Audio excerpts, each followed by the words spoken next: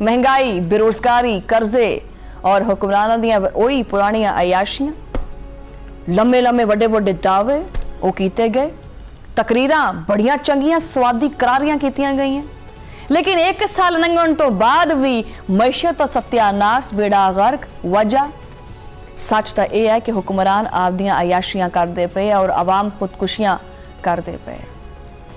ठीक है, और हुकूमत दा मकर झूठ बेनकाब हो गए, सारे दावे तरे तरे रह गए।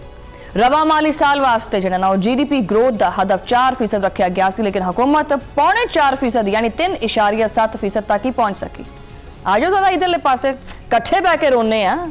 महंगाई का रोना नहीं रोना, आप कट्ठे बह के रोने आ, वैन पा पा के रोने। सालाना उस महंगाई का हदफ 7.5% सी, लेकिन 11 महीनों के 7% ਜਿਹੜੇ ਨਾ ਉਹ ਰਹੀ ਹੈਗੀ है, और सिर्फ मई के 1 महीने ਦੇ ਵਿੱਚ ਹੀ महंगाई की शरह 11.6% तक पहुंच गई है। कि ये रिलीफ है जिदा ढंडोरा पिटिया जा रहा है? आम आदमी की फिकर सालाना आम दी डिग चुकी है। और ज़राअत की तो तुसी गल ही ना करो। ज़राअत का ये तुहानू आने वाले 10-15 सालों के पता लगेगा। पाकिस्तानियों नू ਜਿਹੜੇ ज़राअत ਨੂੰ कुछ समझते नहीं ना है। ये शहरी बाबू कहते हैं कि ज़राअत का शोबा की है, किसान की है, ज़मीन की है, मिट्टी की है, उफ हम तो लिबड़ गए मिट्टी से। ये जो ज़राअत का शोबा तबाह करता है, तो पता लगेगा, ये मजीद पता लगेगा। और जो ये सनती शोबा है, तो जनाजा असी वैसे ही अपने मोडियां ते रख के ते इन्ना लिल्लाहि व इन्ना इलैहि राजिऊन कर दी है।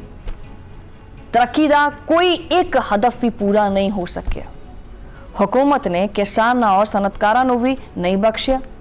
ज़राअत वही गल है कि देखो इस मुल्क की इनू कहते रीढ़ की हड्डी है, और रीढ़ की हड्डी के उत्ते पूरा वजूद जो ना खड़ोता होया, यदा भी पट्ठा बहा दिता है। किसान बेचारा मरता पाया, खाद महंगी आउंदी पई है, बी महंगे आउंदे पे ने, पानी बत्ती आंदी कोई नहीं है, फसल कित्थों उगनी है।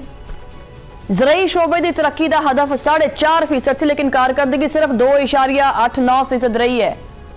सनत वो डावाडोल होंदी पई है, लत्तां होंदियां काम नहीं करदियां पईयां, कारोबार ठप है, रियल स्टेट बंद है, रोजगार छिन गए ने, नौजवान मुल्क छड़ के भजदा पिया है। सनती शोबे का टारगेट 4.30% सी, मगर वो भी 3.5% यानी 3.51% के उत्ते ही रुक गया। जो मुल्क की ज़राअत और सनत ही बह जाए ना, वह पट्ठा ही बह जाए, तो रोजगार आना कित्थों है?